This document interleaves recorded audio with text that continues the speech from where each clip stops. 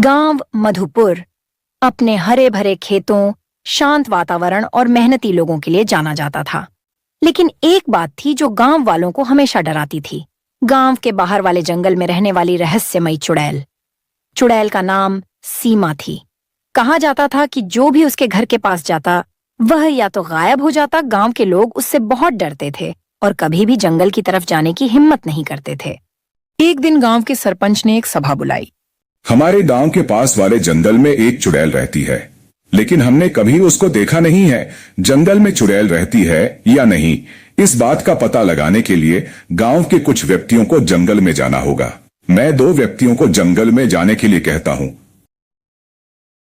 मनोहर, हीरा रात के समय जंगल की ओर बढ़े। रास्ते में अजीब अजीब आवाजें आ रही थीं। झाड़ियों से सरसराहट हो रही थी और ठंडी हवा बह रही थी। जैसे ही वे चुड़ैल के झोपड़े के पास पहुंचे, दरवाजा अपने आप खुल गया। अंदर बैठी थी एक बूढ़ी औरत, जिसके लंबे सफेद बाल और झुर्रियों भरा चेहरा था।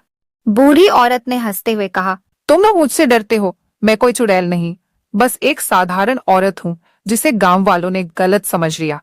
कई साल पहले मैं इस गांव की जड़ी बूटी वाली थी, लेकिन कुछ लोगों ने मुझे तांत्रिक समझकर भगा दिया। तब से मैं यहीं अकेली रहती हूँ।